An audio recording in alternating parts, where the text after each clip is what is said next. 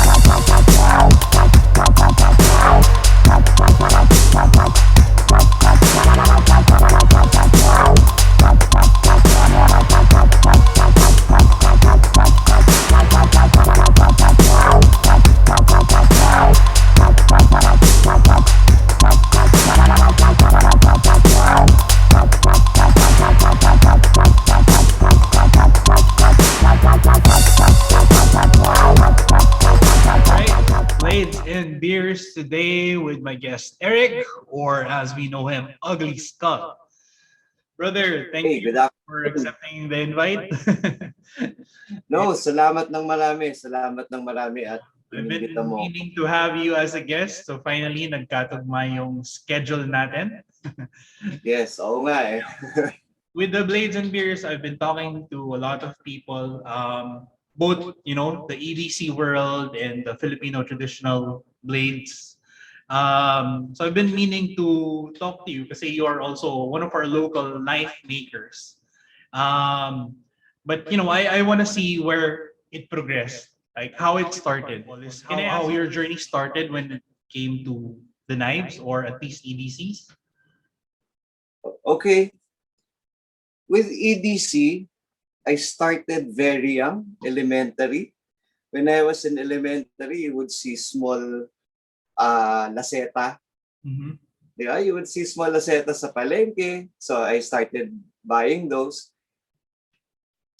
Cheers. And then when I was in high school, I stopped carrying mga laseta, mga blades.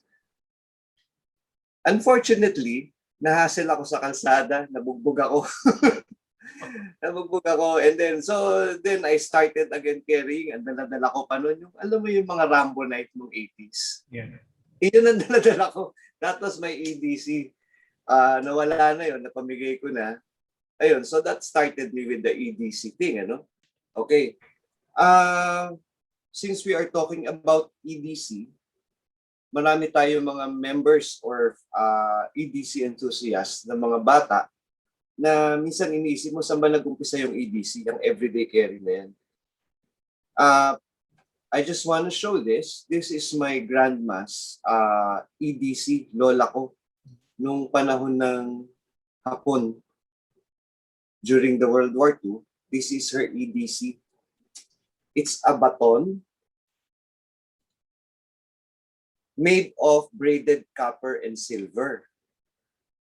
Palagi itong nasa ilalim ng saya niya, according to my mother, na when they go out, kaya nilagyan na lang ng nanay ko ng handle nung araw, nung 70s, nilagyan niya ng maong na handle para pag may umatake sa'yo na Hapon, may panghataw ka sa Hapon.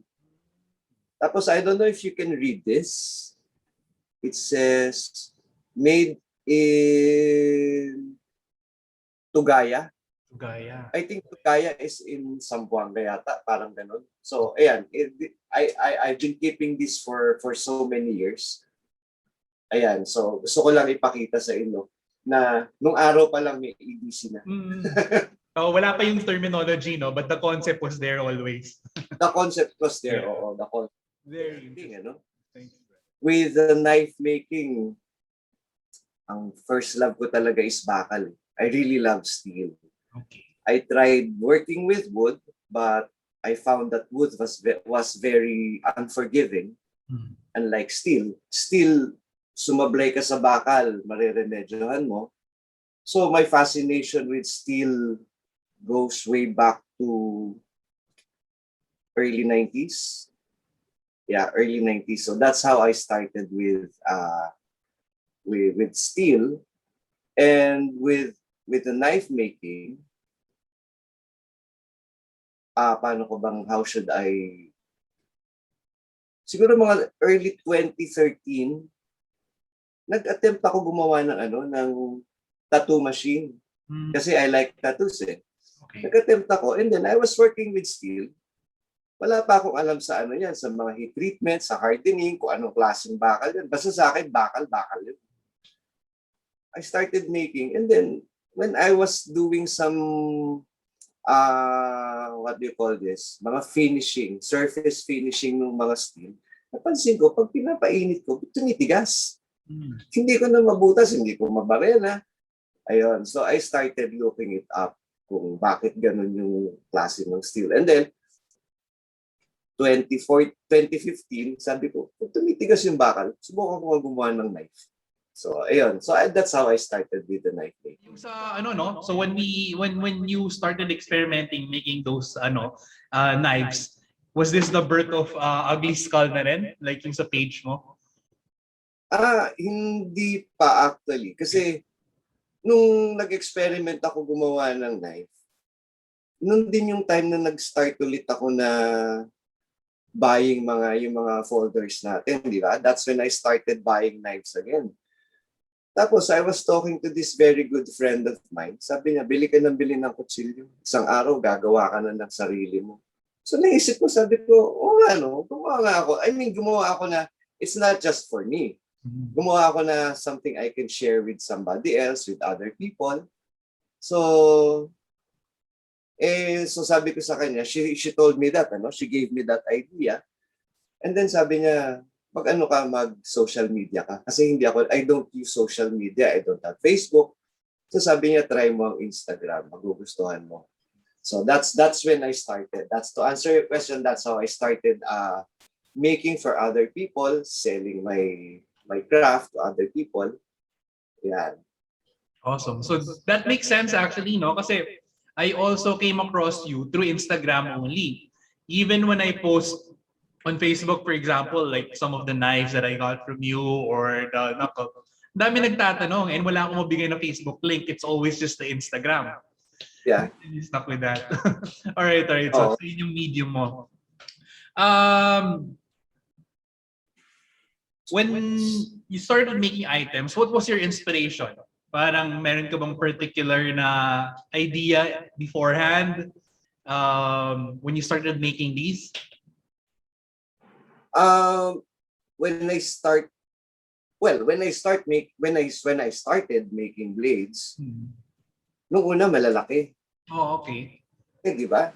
So na-realize ko, sabi ko, nung bata ako, ang dala-dala ko Rambo knife eh. Puta, isang backpack ang dala-dala ko, isang kutsilyo lang nasa bag mo. Tapos hindi mo siya mabunot. Nagbubukas ka ng kung hindi mo mabunot. So naisip ko, gawa ko ng maliliit. Yung pwede mong ibulsa, pwede mong isingit sa loob ng bag. So, kaya if you notice, my knives are small. Small ang ginagawa ko ng mga knives. And my idea is, yung magagamit mo, mabubugbog mo, kalawangin siya, okay lang. Yung hindi siya nininiin. Ayun. So, as far as design naman, gusto ko yung mga curvy. I like the curvy handles. I like yung mga butas, the speed holes. I like those. Kasi it lessens the maintenance. Hindi ka na magtatanggal ng handle. Hindi ka na mag-worry na pag nilagyan mo ng handle ng, ano ba tawag dito, ng may karta or ng kahoy, mabubulok. yung mga pin, mga masisira. So, yun, kalawangin ng blade, kalawangin ng handle. That's how steel is. Diba? Wala namang bakal na hindi kinakalawang. Ayun, so, those are the things that goes through my mind when I start designing or thinking of an idea about a knife. Okay. So you mentioned yan, yung start experimenting, making knives. Do you still have the very first knife that you've made? Nako, wala na. Sige. Can you send me a photo of that para Sige. ako na lang, flash ko na lang yon. And ano yun, when you made that, again, that was just a big one, ano? Ano yung concept mo when you created the first knife na yun? And what do you call it? The first knife, I think the first knife that I made na pinost ko was the Skinner. Okay. As a Skinner, it was a medium-sized blade that has a big belly. Curved siya, may belly siya. So my idea was yun nga, Skinner. Kaso naisip ko, wala naman naghahan sa Pilipinas. Wala naman nag-field strip sa Pilipinas ng game, ano? And then I made the pocket cleaver. Okay. Oo, kasi when I was introduced to Instagram, yun ang uso, mga pocket cleaver, mga cleaver type na pocket knives, ano? So I started making those. Yung una kong ginawa na kay Chito Miranda. Okay. Ayan. Yung una kong ginawa na pocket cleaver. Ayan. So, doon ako nag-evolve. Kasi yung una kong ginawa talaga was malaki. Siguro baka mga 9 inches long. So sabi ko, masyadong malaki ito. Paano mong bibit-bitin to? Yeah. Diba? So that's when I started shrinking. When I made the pocket cleaver, the Skinner, mga 6 inches. 6.5 inches. Ayan. Okay. Sige. So yun, since simulan na natin yung sa discussions ng mga items that you've made, can we have like a run-through of the favorite items that you have? I know I'm a person,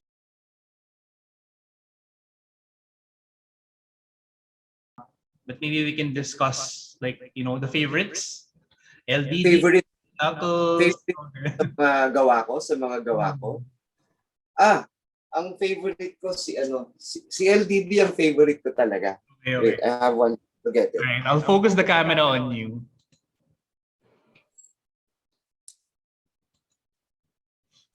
Ito yung kita ba? Yes. Okay. Very clear. Oo. I think ito yung unang-unang LDD na ginawa ko na gawa sa high carbon steel. Nakasabit lang siya sa shop ko, hindi ko siya ginagamit. So, kaya pansinin mo, may mga kalakalawang na siya. Kita ba? Yes, kita naman. Ayan, siya yung unang-una na high carbon steel. Ang unang ginawa ko nito was just made of mild steel. So, I had to check how it felt when you handle it, how it felt when you're holding it, opening a box, or cutting through something, paracord or a rope. So, tapos ginawa ko na siya. So, may nakakita, sabi niya, ba't di ka gumawa ng madaming ganyan? Ayan. Ito din na nag-ano sa akin sa leather work. Ito din na nag-introduce sa akin sa leather work. Kasi wala tayong Kydex during that time. Yes. Diba? Kydex was very hard to find here in the Philippines. So, it also introduced me to leathercraft. Ayun, kaya ang bena nito, ang sheet nito is leather, di ba? Ayan. This is really my favorite, the LDT, which unfortunately I stopped making. Wow, so at least yung mga owners nito, rare item naman ito. Ito, para audience to see, this was the LDD that I got from you. That you were discussing. Yeah. That shape. Oh, speaking of the LDD, I met you through Instagram. Yes. Nagkakilala tayo when you purchased the LDD, and then you forwarded me the video of you abusing the LDD. Yes. Puta, I was takot ako. Sabi ko, puta, baka mabasag to, pampahiya ako. Yeah, that's the thing. That's one of the reasons like I have the Disciplined Lunatic page also in Instagram. I use and abuse all of the items that I have. Wala akong safe queen masyado. Talagang I wanna try them and battle test them. And I love the LED. One of my favorite fixies, man. Oh, pero since we're discussing this, Hmm. nagpapasalamat ako kasi pinadala mo yung video na yon. It was a waking moment for me na oo nga, no? Kung tanga bubugbugin yung kutsilyo mo, baka mamaya mabasag, mabangal yung talim. Parang sa akin, hindi baling mabungi eh. Wag lang kumulot yung talim. Pag kumulot ang talim mo, di ba, maano yun, medyo malambot. Pag nabasag, matigas masyado ang bakal mo. So those are the things that I think about yung video mo pagka nag-heat treat ako. So sabi ko, matigas na kaya ito? Masyado pa kayang malambot? How I temper it? Ayan. Yeah. Ayan. So, you're part of the waking moment. Wow, thanks, man. And I gotta say, man, it's really good. Binato ko pa to, naalala mo? Oo nga. Cool. Oo nga.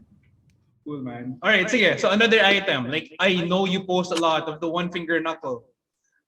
Oh, We yeah. have to discuss that. Yeah, the one finger knuckle, nakikita ko siya sa social media. I did not invent this. It has been going around for so long. And then I started making this during the time na wala akong pambili ng bakal. Wala akong pambili ng bakal. I had so much aluminum here sa shop na hindi ko naman ginagamit. So sabi ko, why not try making one out of T6 aluminum? Kasi ang dami kong mga sheets ng T6 aluminum. So gumawa ako. Pinost ko. Awa naman ng Diyos, nabili, no? Tapos I started making it out of brass. Oo, natuwa ako kasi ang ganda ng response ng EDC community. Salamat sa EDC community ng Pilipinas. Napakaganda ng response niyo sa akin sa ginawa ko na SFK. Tapos eto na naman si Jason, binugbog na naman yung isang SFK, pinambasag ng yelo. Sinapa kong ano. So sabi ko, aba, mukhang the T6 holds, the brass holds. Yeah. Ayun. So, yeah. Used and abused. Yeah, I know. Used and abused. I know. Ano ko pala, itong design na ito, kapatid, sorry, hindi ko maalala yung username mo sa Instagram. Pero the design of this was sent to me by one of the people who bought the SFK na brass. And then he sent me a drawing, a sketch, a very nice sketch of how he would like it to be. So I followed his dimensions, his thickness. So nagpaalam naman ako sa kanya. Sabi ko, brother, pwede ko bang gawin? Pwede ko bang i-produce ito? So sabi niya, sige, go ahead. So salamat ng marami. Kaya pala may variety ka ng shape, no? As compared Yeah. Oh, that was the original shape. Ano? So ginawa niya to. Sabi niya, ganitong gawin mo para mas mukhang astig. Kasi ang kapal eh, solid eh. Ayan. Gagawa ako nito eventually after finishing the Bandit. I call it the Bandit, the new one. Okay. Yeah, good thing. Good segue doon. Kasi sobra ako na-excite. I mean, not a lot of bladesmiths locally, aside from balisong houses, make folding knives. So, paano ko naman napadpad na doon? So, starting from your fixies, ngayon you're doing folder knives. You made the friction first, di ba? Yeah, I made the friction fold. Matagal na eh. Ewan ko kung ilang taon na ang nakakalipas. I was chatting with Gab Cheeky, yung gitarista ng parokya. I was chatting with him.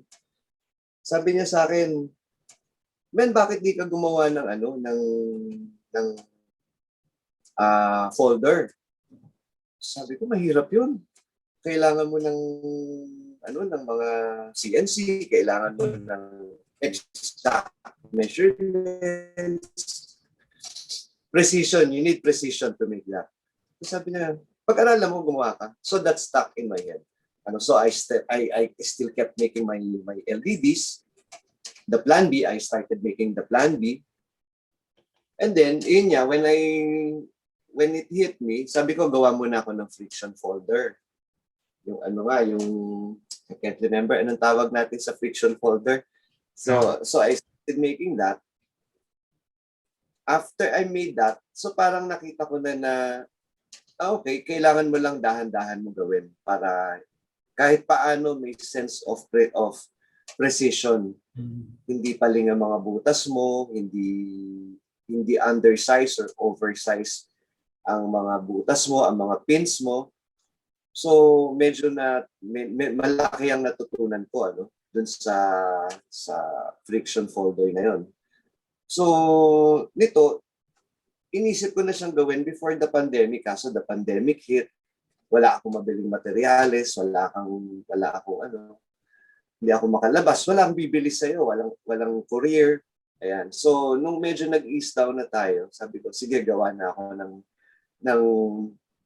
ng locking folder. Tapos ito na naman si Jason. Sabi ni Jason, bro, pwede ka bang gumawa ng scale ng pillar na small?